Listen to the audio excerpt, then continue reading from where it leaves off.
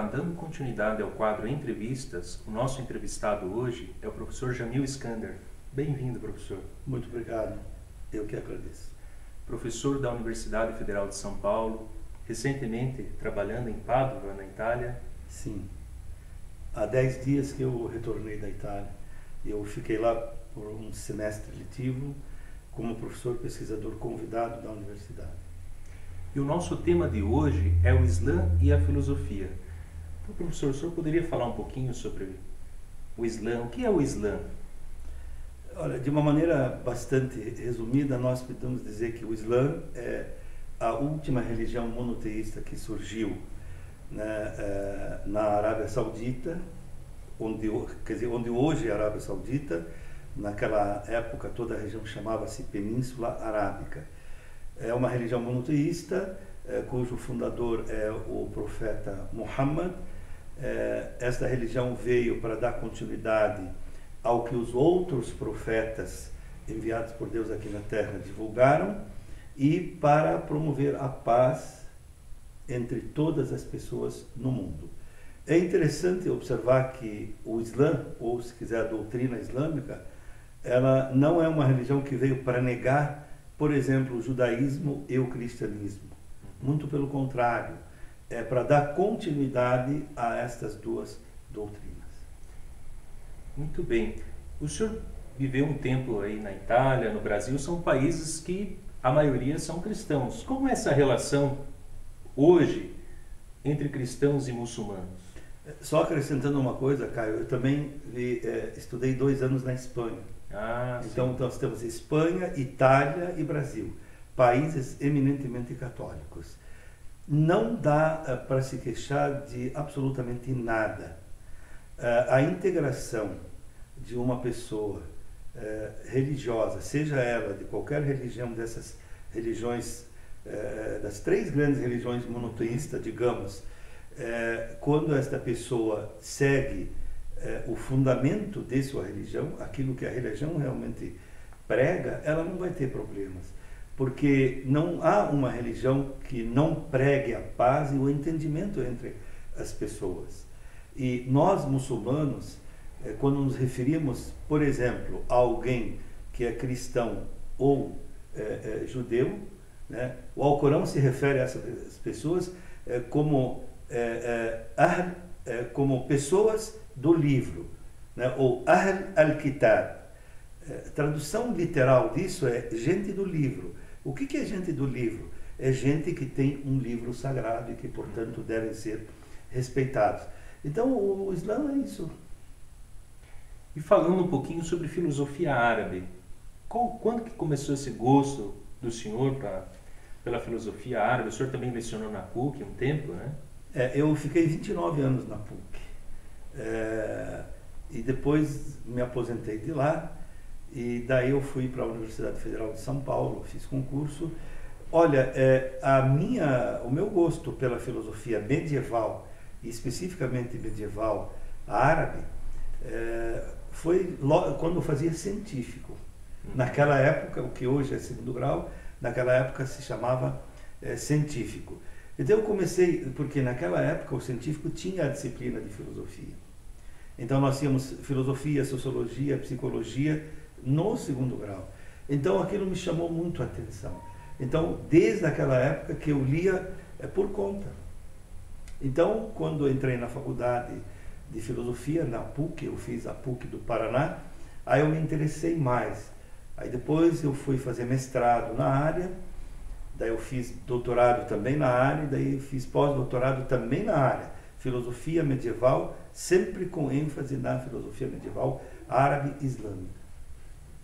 E o gosto por Avicena Averroes? Olha, aí que essa é uma história bastante longa, mas no tempo que nós temos, dá para pensar da seguinte forma. O início da filosofia árabe, e particularmente a filosofia muçulmana, ela tem muito a ver com a religião muçulmana. Quando do estabelecimento do islamismo, a partir do século VII, então Muhammad, que é o profeta do Islã, e da humanidade toda, se quiser, ele lhe foi revelado o Alcorão. O Alcorão, que é o livro sagrado dos muçulmanos. Depois de estabelecido o Alcorão, após a morte do profeta, o Alcorão foi estabelecido, foi reunido, né, foi, entre aspas, editado num único livro pelas pessoas que conviveram com o profeta, para que ele não se dispersasse e não se perdesse. Bom, depois disto, era preciso entender o conteúdo. Porque para o muçulmano, o Alcorão são palavras de Deus, não são palavras escritas pelo profeta Muhammad. Não, é um livro divino.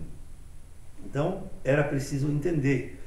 Tem coisas que são de fácil entendimento e outras são de difícil entendimento, como é todo livro sagrado. Então, pessoas não iniciadas no assunto têm dificuldade de compreender.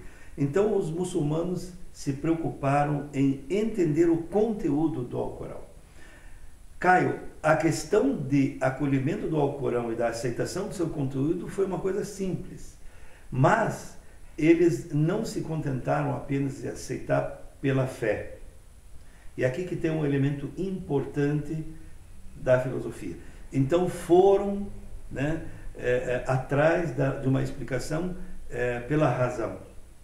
E daí sim que eles foram atrás da filosofia. Num primeiro momento, os pensadores, os sábios muçulmanos, foram em busca da filosofia grega antiga. Não que eles não tivessem modo de pensar, mas eles queriam um outro modo de pensar. Então, sobretudo, atrás da lógica, da filosofia de Aristóteles, de Platão, posteriormente do neoplatonismo, do plotinismo e assim por diante.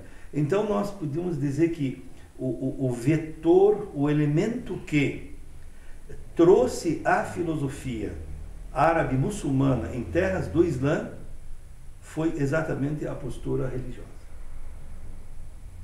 Então é interessante isso. E outra coisa bastante importante é que não houve impedimento, né, por parte, digamos, dos religiosos, dos teólogos, dos sábios da religião, dos mutakallimin ou mutakallimun, se quiser, para que se buscasse a filosofia. Muito pelo contrário. O profeta Muhammad dizia: ide buscar o conhecimento, nem que seja na China.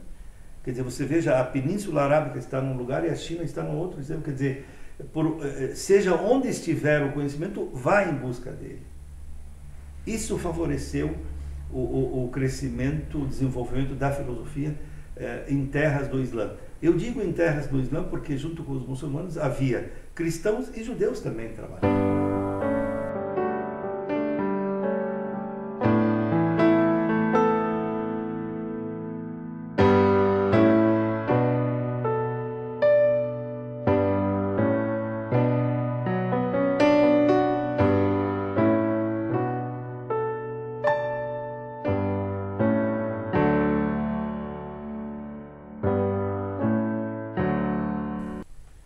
Então, professor Jamil, nós podemos falar de filosofia árabe? Hoje se fala tanto filosofia brasileira, filosofia africana. Existe uma filosofia árabe? Note bem, a filosofia árabe, numa primeira denominação, a gente pode dizer que a filosofia desenvolvida em idioma ou em língua árabe. Esse é um aspecto. Agora, a filosofia produzida no mundo árabe, ela foi produzida por filósofos de origem árabe, a grande maioria muçulmanos, na Arábia, ou digamos assim, no mundo árabe. Agora, se você me pergunta a filosofia árabe como algo independente, veja, a filosofia, o procedimento filosófico, ele é universal. Agora, se diferencia pelas peculiaridades da filosofia produzida por um povo, ou por uma região, ou por uma época. Então, nós podemos falar de filosofia árabe como sendo a filosofia produzida no mundo árabe, em língua árabe.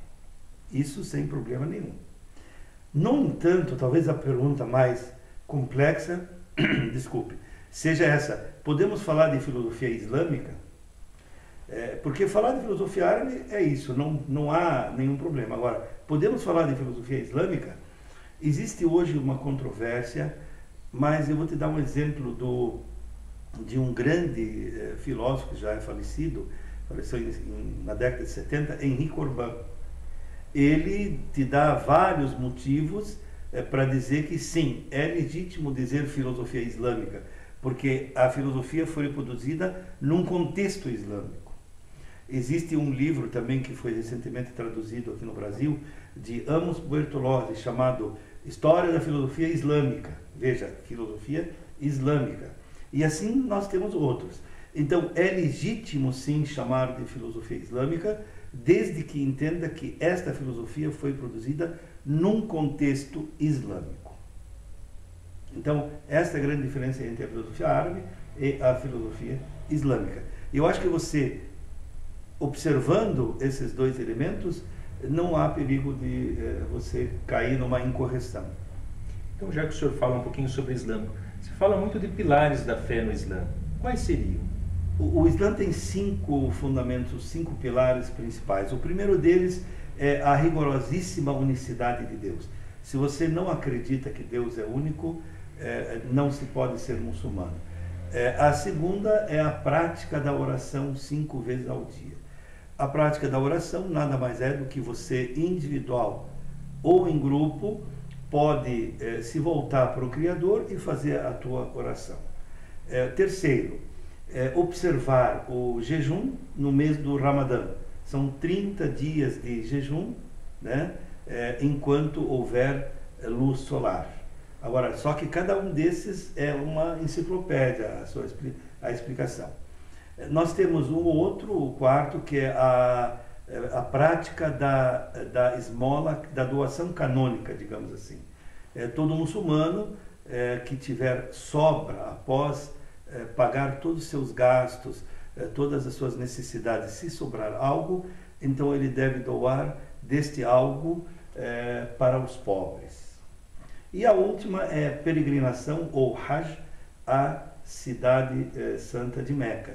A peregrinação nada mais é do que você visitar o lugar por onde os profetas passaram, inclusive o profeta Muhammad, e ali seria um encontro universal de muçulmanos para mostrar que todo mundo está no mesmo nível, não importa a riqueza material ou pessoal, isso tudo fica de lado e as pessoas se vestem até de uma mesma maneira para louvar a Deus e para recordar daquele lugar por onde os profetas passaram. O senhor tem bastante publicação. O senhor poderia falar um pouquinho sobre essas obras que o senhor vem desenvolvendo? Note, eu só queria retomar, para a gente não esquecer, que a filosofia no mundo árabe muçulmano foi exatamente desenvolvida, teve como empurrão, teve como vetor, teve um grande incentivador a religião. Exatamente também esses 5 pilares. Então era preciso entender cada um deles e tudo aquilo que está revelado, que foi revelado para Muhammad e que está no Alcorão. Era preciso entender. Não era apenas acreditar. Não é pecaminoso você duvidar de algo que está no Alcorão, no sentido que você quer entender o porquê. Então, este foi um elemento interessantíssimo da filosofia que se desenvolveu entre os muçulmanos. Então, o porquê te leva a uma explicação racional, né? Então, estava superada a aceitação do Alcorão como um livro sagrado, um livro enviado por Deus, suas palavras são sagradas, a presença física do Alcorão é também um elemento sagrado. Então, isso estava superado. Agora, era preciso explicar para os outros pela razão. E aí que vem a filosofia. Com relação às publicações, eu tenho mais um que não está aqui, mas uma primeira publicação foi esta tradução comentada, né, de uma obra de Avicena chamada A Origem e o Retorno. Esse nome, A Origem e o Retorno, é para Avicena tenta mostrar o advento da alma ao mundo e o retorno dela ao Criador. Então Avicena mostra aqui que realmente Deus existe como um ser necessário por si mesmo, por sua própria essência. Então saiu uma parte desse livro por uma editora, outra editora. Depois esse aqui é a obra completa, né, traduzida diretamente do árabe para o português. Eu tenho esse também chamado Para Compreender Alfarabi, que é esse da Martins Fontes, o anterior. Esse é da Vozes. Aqui são textos inéditos de uma série, essa série da Vozes que se chama Compreender, textos inéditos no Brasil que foram traduzidos diretamente do árabe, nesse caso, para o português. Então aqui tem textos importantes, tanto de Alfarabi como de Avicena. Alfarabi foi o segundo filósofo na sequência cronológica no mundo árabe. O primeiro foi Al-Kindi, o segundo foi Alfarabi. Estamos falando assim dos mais importantes. E atualmente estou traduzindo este livro de Avicena também, que é a Shifa. Esse livro é uma obra, como você vê aqui em português, ela vai gerar uma obra de mais ou menos 650 páginas. Esse livro é importante, não existe, não há ainda uma tradução dele em português, é a primeira vez que se traduz. E eu espero, inclusive quando fui para a Itália, uma das minhas tarefas era me confinar em algumas bibliotecas que tinham material de consulta. Eu já estou praticamente na metade dele e eu espero logo terminá-lo. E eu tenho um livro aqui também que foge um pouco da área, que é sobre metodologia científica, normas da BNT para trabalhos acadêmicos. Então aqui quem quer fazer uma monografia, uma dissertação, uma tese, enfim, qualquer trabalho acadêmico, ele encontra aqui as normas bastante sintetizadas.